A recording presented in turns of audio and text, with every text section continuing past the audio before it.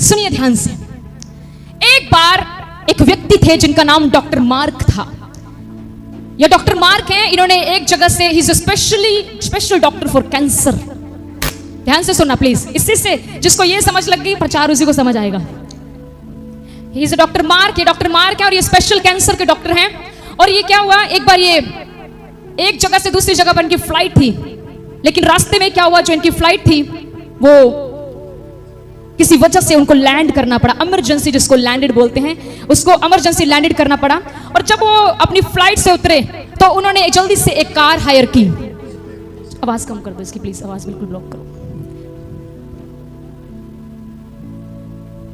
और जब इनका जहाज, इनका एरोप्लेन टेक ऑफ हुआ तो क्या हुआ, ये फटाफट से एक कार में बैठे और अचानक से क्या हुआ, अचानक से कार में बैठे और तूफान आने लगा।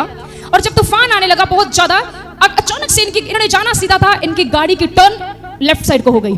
जब इनकी गाड़ी की टर्न लेफ्ट साइड को हुई, यहाँ पर रुकी, तो इन्होंने देखा कि बहुत तेज से तूफान है, आंधी है, बारिश है। तो इन्होंने एक घर देखा, उस घर में दरवाजे को नॉक किया तो एक जवान बहन ने दरवाजा खोला और डॉक्टर ने बोला क्या तुम मुझे कुछ समय के लिए अंदर आने दोगी, क्योंकि तूफान बहुत तेज है। तो इस लेडी ने बोला यस सर, आप अंदर आ जाएं। और जब ये अंदर आई, ठंड बहुत थी, तूफान बहुत था, तो इस लेडी ने, इस बहन ने यहीं पे रुके, डॉक्टर को चाय पीने के लिए दी और उन्हें बोला डॉक्टर साहब आप चाय पिए, तब तक मैं प्रार्थना करके आई। इतना समझ लगा? उन्होंने डॉक्टर से बोला आप चाय पिए, मैं प्रार्थना करके आई। इसके बाद जब वो चाय पी रहे थे, रुकिए, जब चाय पी रहे थे तो उन्होंने उस लेडी की तरफ देखा। क्या देखा कि वो लेडी एक छोटा सा क्रेडल में बेबी है, क्रेडल समझते, चूल्हे दे विच बेबी है, और उस बेबी के सामने बैठ के प्रार्थना कर रही है।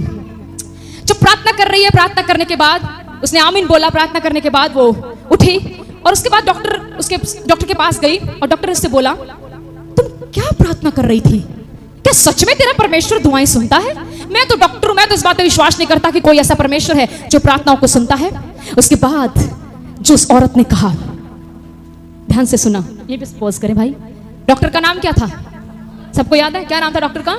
Doctor mark. इन्होंने बोला, इस बहन ने, ध्यान से सुनना जो कहने वाली बात हुई है, इन्होंने कहा, इस बहन ने कहा सर मैं अपने बेटे के लिए प्रार्थना कर रही थी, मेरा बच्चा एक ऐसे कैंसर से ग्रसित है जिसका इलाज वर्ल्ड में सिर्फ एक डॉक्टर कर सकता है, जिसका नाम मार्क है।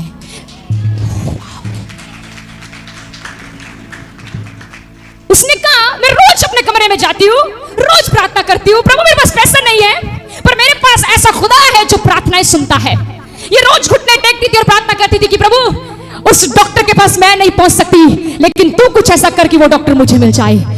डॉक्टर मार्क की आंखों में आंसू भर आए और उसने कहा मैं ही डॉक्टर मार्क हूं, तेरा खुदा सच में दुआएं सुनता है।